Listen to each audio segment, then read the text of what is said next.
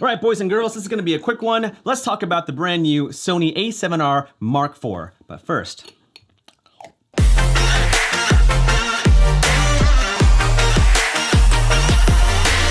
hey guys, Sidney here. So I'm not gonna talk about all the specs about the Sony A7R Mark IV. There are tons of videos talking about that specifically. This video won't be. However, I did wanna make a video talking about 3 reasons why you should get the Sony A7 Mark IV and 3 reasons why you shouldn't get the camera. First of all, the A7R Mark IV is an incredible camera. I mean, just looking at all the images and the video footage and just looking at the specs of this camera, I mean, it's a beast. It's an incredible camera, hands down. I'm not saying it's the #1 camera in the world, and I'm not saying it's the camera to film and shoot everything.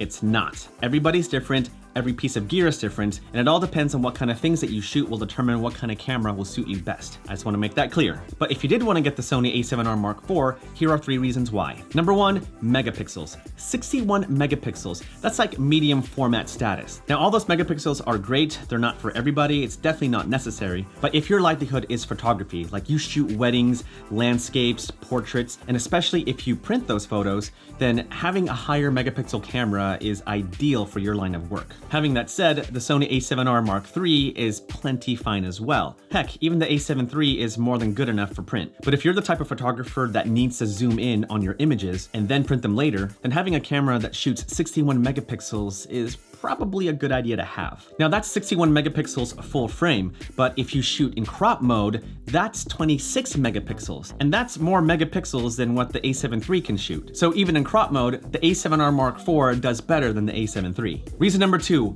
dual SD card slots that support speeds up to UHS 2. Is it UHS 2 or UHS? You see it. The faster version. Now that might not seem like a big deal to you, but with the A7R III and the A7 III, only one of the SD card slots supports UHS 2. Now having that kind of speed is really important if you shoot a lot of raw photos like at a wedding, or if you shoot a lot of videos with a higher bitrate. And if you're shooting with those demanding factors, then one SD card slot is not gonna be enough. Oftentimes, whenever I shoot these kind of things, my media often goes onto the next SD card slot. However, that card slot doesn't support that kind of speed. Whenever I do client work, I always shoot raw if I have to do photography, and I always try to shoot at a higher bitrate. And for video, I like shooting at a higher bitrate at 100 megabits per second. Yes, it is still 8-bit footage, but color grading video that shoots at 100 megabits a second is still gonna be a little bit better than shooting it at 60 megabits per second. Again, not to trash the A7R Mark III or the A7 III, both very, very capable cameras, but if your line of work is very demanding and requires you to shoot raw photos and video with a higher bitrate, then having 2 SD card slots that supports that is probably a good idea. And finally, reason number 3 to get the A7R Mark IV is the real-time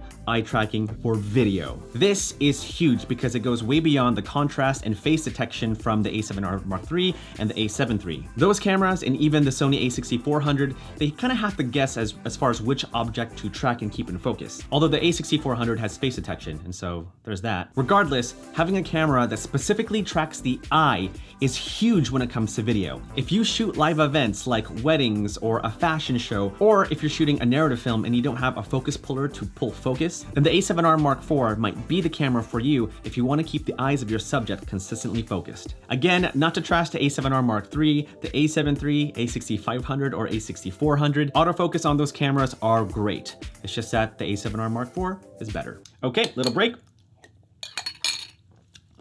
Good break. Okay, now 3 reasons why you shouldn't get the A7R Mark IV. Reason number 1, if you already have the A7R Mark III or even the A7 III, then you probably don't need the A7R Mark IV. Like I said before, the A7 III and the A7R Mark III are more than capable cameras to do photography and video, and so shelling out another $3,500 to get the A7R Mark IV just because it has new features, I don't know if it's actually worth it. I would actually invest that $3,500 into getting lenses like the Sony G Master lenses. Reason number 2, no flip out screen.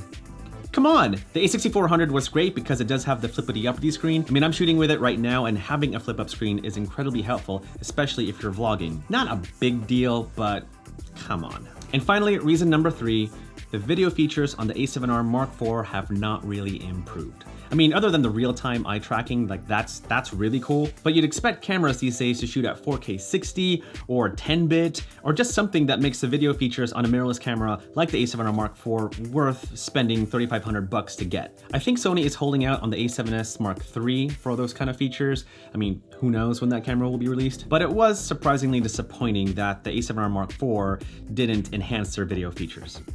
And that's it. That's all I got. All right, guys. Well, what do you think of these 3 reasons to get the A7R Mark IV and not to get the A7R Mark IV? Are you going to get this camera? Are you not going to get this camera? Are you going to switch brands? What's your favorite cereal? Either way, let me know in the comments below, and I'd love to hear your thoughts. All right, guys. I'm out of here. I'm late for a thing, but thank you so much for watching. Like, subscribe, hit the bell buttons down below. Much love to you all, and I'll see you in the next video. Bye.